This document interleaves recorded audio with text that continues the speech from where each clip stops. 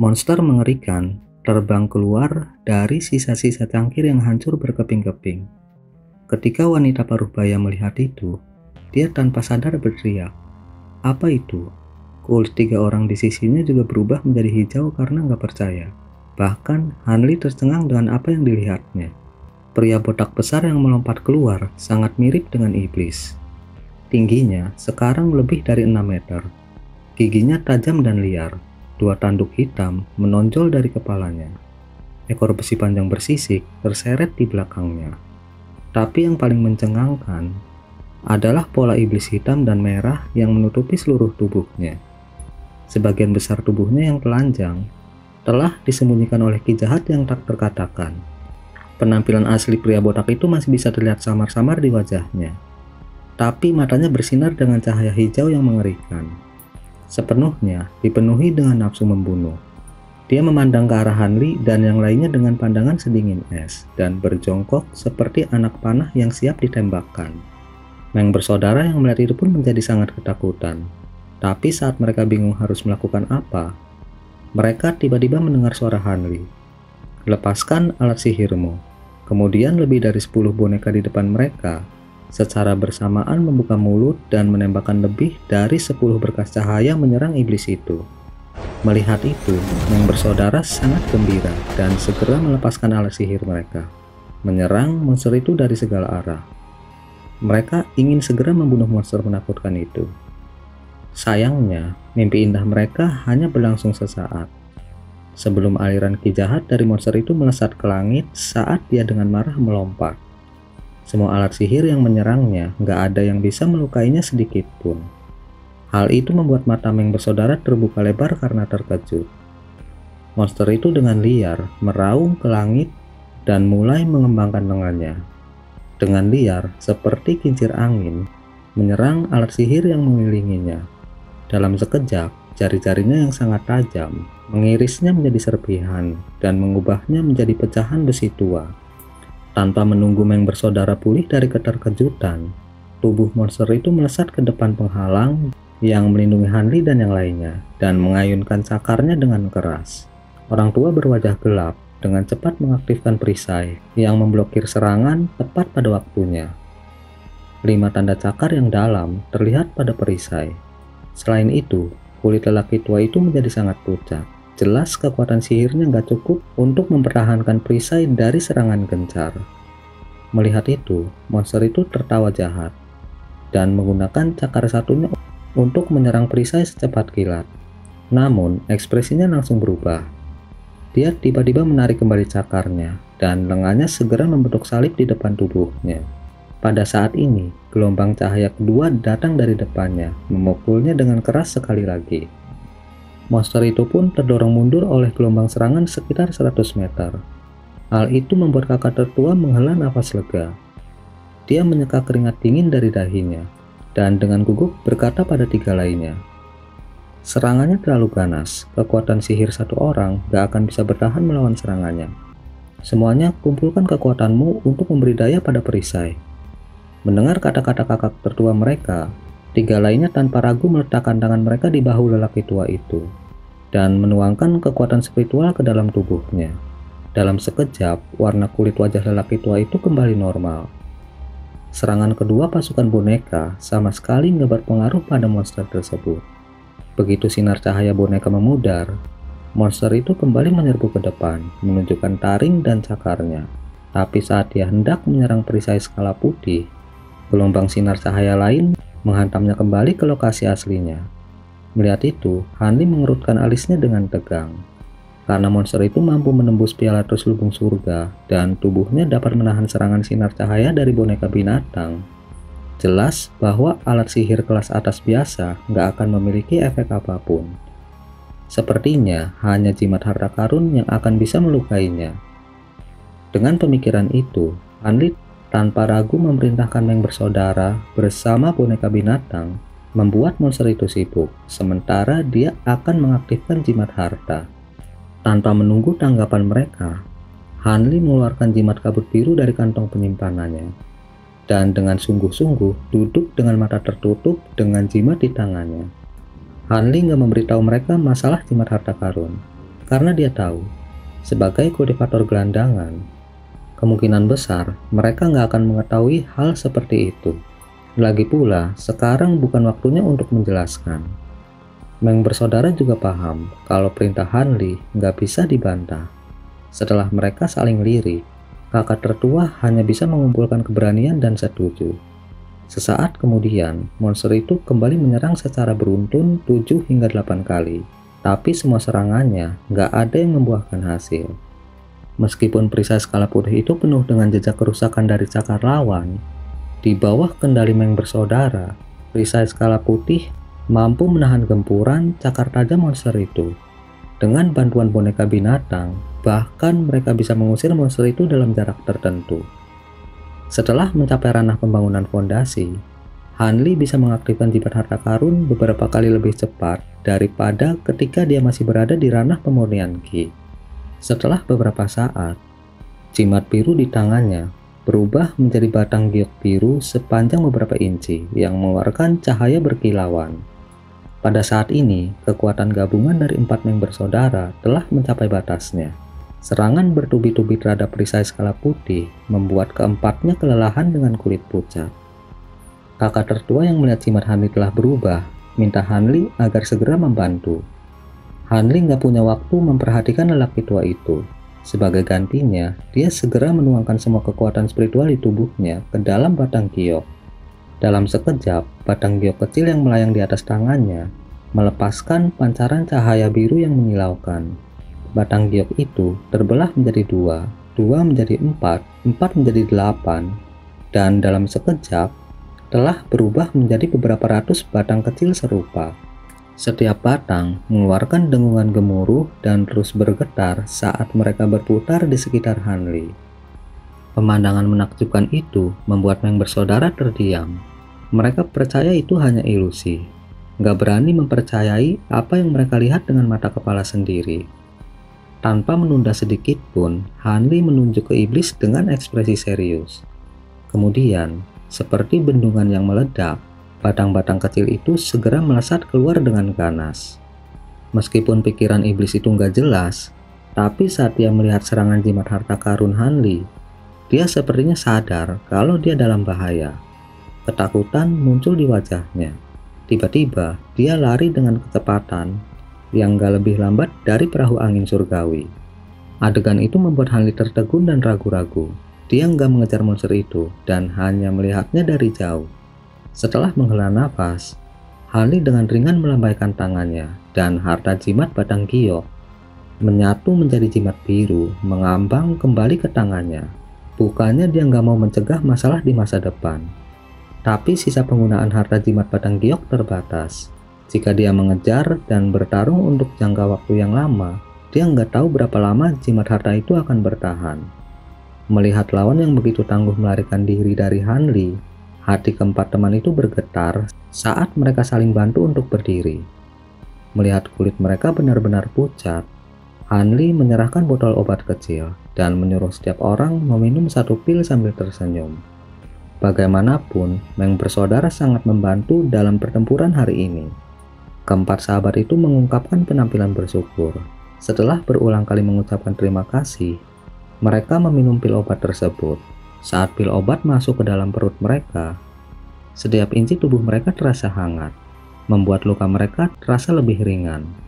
Hal itu membuat mereka merasa sangat gembira. Kemudian, Hanli mengajak mereka untuk segera pergi meninggalkan tempat itu. Mereka pun setuju dan membawa kedua tawanan ke perahu angin surgawi. Kemudian, Hanli buru-buru memacu perahu anginnya. Langit di atas reruntuhan kuil pun kembali damai. Nggak ada seorang pun yang tahu bahwa pertempuran sengit antara kultivator baru aja terjadi di situ. Hanli dan teman-temannya kembali ke kediaman Qin tanpa masalah dan langsung turun ke tempat tinggal mereka. Khawatir penundaan apapun akan membawa masalah, Hanli langsung menginterogasi pangeran muda dan kepala pelayan Wang malam itu juga. Hanli berencana untuk menginterogasi pangeran muda. Sedangkan kepala pelayan Wang dia serahkan pada Meng bersaudara. Dia yakin dengan kekejaman pria tua berwajah gelap, dia akan menerima hasil yang memuaskan. Membuat para kultivator mengatakan yang sebenarnya, Bagi orang lain, itu adalah masalah sulit. Tapi Hanli yang sedikit paham teknik sihir dan mahir dalam ilmu pengobatan sama sekali nggak mengalami masalah dalam hal itu. Terutama karena perbedaan besar dalam basis kultivasi. Meskipun pangeran muda benar-benar nggak mau membuka mulutnya, tapi setelah Hanli mencokokkan cairan obat tanpa sedikit pun kesopanan, pikiran pangeran muda tenggelam dalam hayalan. Setelah itu, Hanli menggunakan teknik sihir mata hipnotis. Dan hasilnya, pangeran dengan patuh menjawab pertanyaan Hanli seperti boneka. Saat Hanli mendengar cerita pangeran muda, pada awalnya dia benar-benar sedingin es. Di tengah-tengah, dia tercengang karena keheranan. Pada akhirnya, dia tampak suram. Setelah pangeran muda membocorkan semua rahasianya, Hanli bergumam pada dirinya sendiri sejenak. Kemudian, dia mengeluarkan pil obat hitam yang telah dia siapkan sebelumnya, dan tanpa ekspresi memasukkannya ke tenggorokan pangeran muda sebelum keluar dari kamarnya. Bahkan dia nggak melirik pangeran muda itu lagi. Pil pemecah jiwa itu cukup untuk diam-diam membunuh pangeran muda. Walaupun sebenarnya Hanli merasa nggak enak membunuh orang nggak berdaya dengan racun, tapi mengingat pangeran muda telah membunuh lebih dari 10 orang untuk dia jadikan korban darah dalam mengembangkan seni iblisnya, kematiannya bisa dianggap cukup adil. Ketika dia tiba di paviliun suara bening, Meng bersaudara sedang mendiskusikan interogasi dengan ekspresi serius. Begitu mereka melihat Hanli masuk, mereka semua berdiri dan menyambut Hanli di kursi kepala. Hanli duduk tanpa menolak dan bertanya, "Jadi bagaimana? Apakah kepala pelayan Wang mengaku sesuatu?" Keempat sahabat itu pun saling pandang. Sebagai anggota tertua, pria berwajah gelap itu berdiri dan menjawab, "Senior mungkin sudah tahu ini. Saya khawatir situasinya cukup rumit, terutama jika kepala pelayan Wang berkata jujur." Kemudian, kakak tertua memberitahu Hanli hasil interogasinya. Dari semua yang diceritakan kepala pelayan Wang tentang sekolah iblis, hanya satu masalah yang sepertinya cukup rumit. Guru sekolah iblis hitam ternyata bersembunyi di kota kekaisaran, dan udah sejak lama Kaisar Negara Yu menjadi bonekanya, mengubah istana kekaisaran menjadi sarang sekolah iblis hitam. Guru sekolah iblis hitam adalah seorang pria bernama Li Poyun, seorang kasim di antara pelayan di istana kekaisaran. Saat ini, dia sedang berkultivasi di ruang tertutup. Ketika lelaki tua berwajah gelap mengatakan itu, dia mengerutkan alisnya. Dia merasa masalah itu nggak mudah untuk ditangani. Walaupun seorang kultivator, mereka masih harus agak waspada terhadap penguasa tertinggi dunia fana. Setelah Hanli mendengar itu, wajahnya nggak berubah, namun hatinya mendesah tanpa henti. Dia nggak takut sama sekali pada kaisar, tapi dia tahu bahwa keluarga kerajaan negara bagian Yu saat ini sebenarnya bekerja sama dengan 7 sekte. Masing-masing sekte memiliki aturan tidak tertulis yang dengan tegas melarang murid-muridnya masuk ke kota terlarang. Hal itu untuk mencegah sekte manapun merebut keluarga kerajaan dengan paksa dan membuat sekte lain dalam posisi yang tidak menguntungkan. Jadi selama beberapa ratus tahun, nggak ada satupun murid dari 7 sekte yang berani masuk ke kota kekaisaran Yu. Selama Kaisar Negara Yu memberikan persembahan kepada 7 sekte nggak akan pernah mengganggu mereka. Mungkin itulah kenapa sekolah iblis hitam menjadikan kota kekaisaran sebagai sarang. Hanli udah merenungkan jawaban pangeran muda berkali-kali, tapi dia masih nggak yakin apa yang harus dilakukan. Aturan itu telah dipertahankan untuk waktu yang lama. Bahkan jika dia menemukan identitas sebenarnya dari guru sekolah iblis hitam, siapa yang tahu apakah itu akan menebus kesalahannya karena masuk tanpa izin ke kota kekaisaran. Bukannya menerima pahala, tapi mungkin aja dia malah dihukum berat. Hal itu membuat Hanli sangat kesal. Dalam sejarah panjang 7 sekte besar, kejadian seperti itu pernah terjadi sebelumnya. Ada kalanya beberapa aturan jauh lebih penting daripada benar atau salah, dan gak bisa dilanggar sedikit pun, membuat Hanli merasa sangat takut akan akibatnya. Dia juga gak mau melakukan sesuatu yang hasilnya malah merugikan diri sendiri. tapi bisa menemukan identitas sebenarnya dari guru sekolah iblis hitam dengan mudah, benar-benar nggak terduga.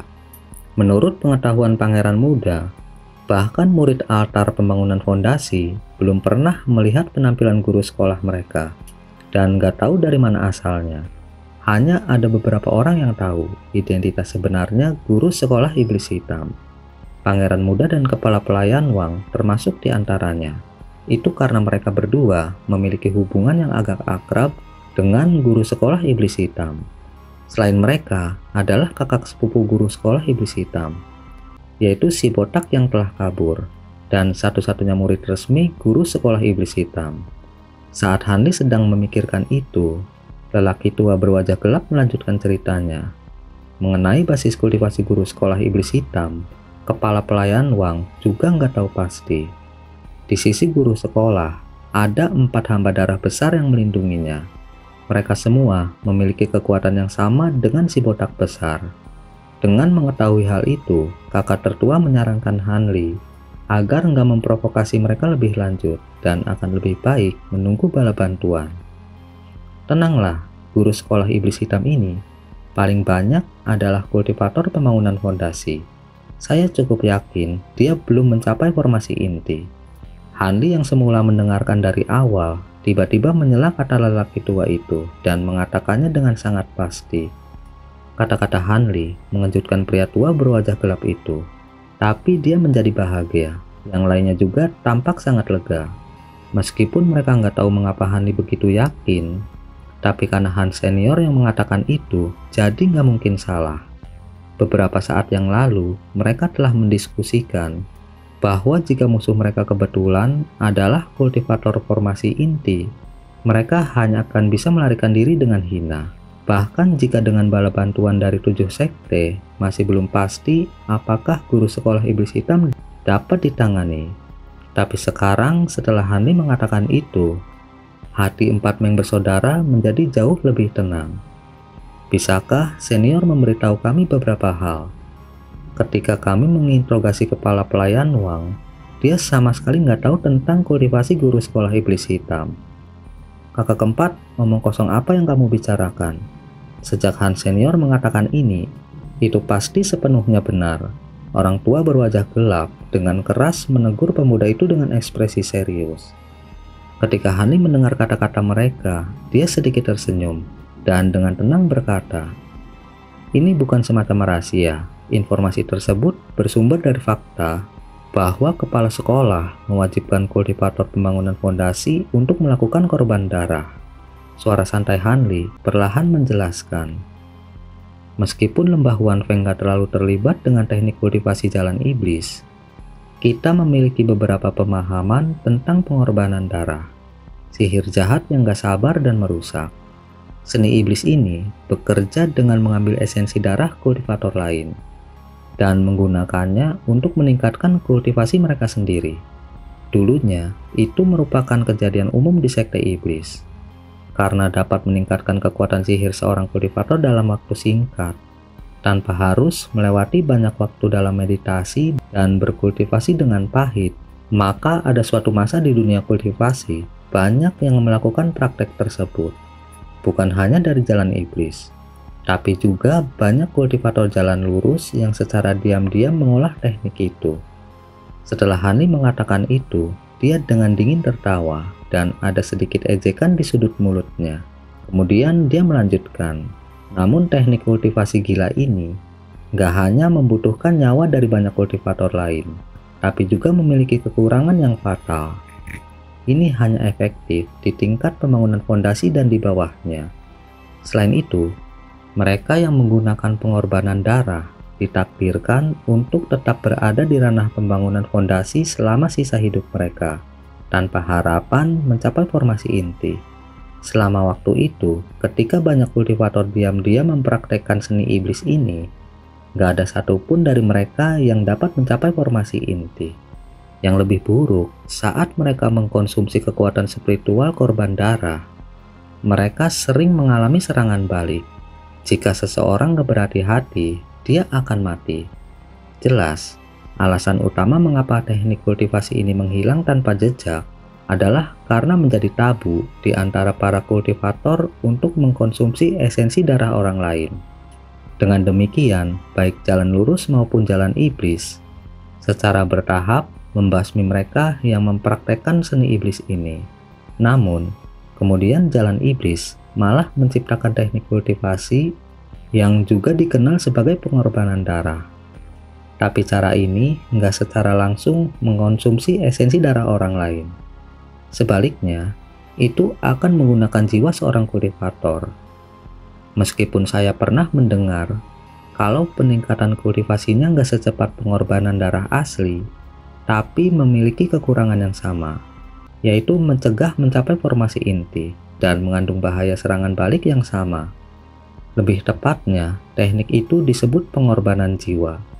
Berkenaan dengan pengorbanan jiwa, catatan kuno sekte saya nggak banyak menyebutkannya. Saya hanya tahu bahwa setelah teknik itu diciptakan, itu hanya dipahami oleh beberapa petinggi jalan iblis dan nggak diedarkan secara luas untuk mencegah terjadinya pembantaian di dunia kultivasi. Dalam satu tarikan nafas, Hanli telah berbicara banyak tentang rahasia yang berkaitan dengan pengorbanan darah.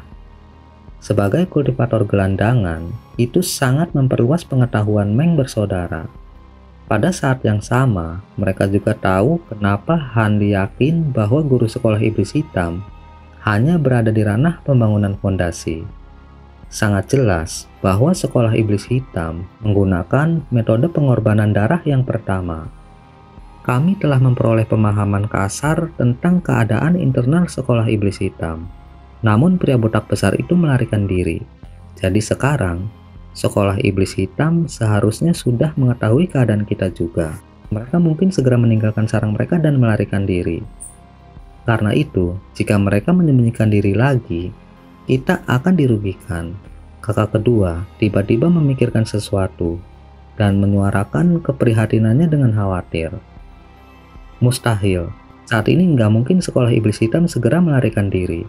Dari apa yang saya pelajari dari Pangeran Muda, guru sekolah iblis hitam saat ini berada dalam titik penting dalam kultivasi terpencil di beberapa gua di dalam istana kekaisaran. Saya pernah mendengar bahwa guru sekolah telah mempersiapkan kultivasi terpencil ini selama beberapa tahun dan sama sekali nggak akan menyerah di tengah jalan.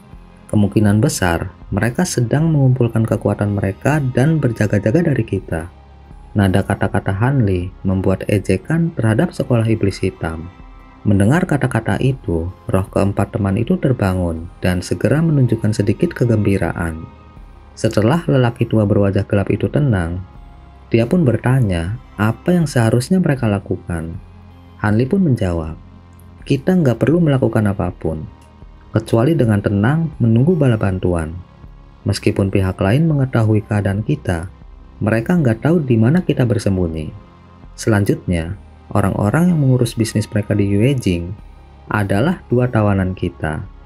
Jika sekolah iblis hitam mau mencari kita, mereka nggak punya orang yang tahu keberadaan kita.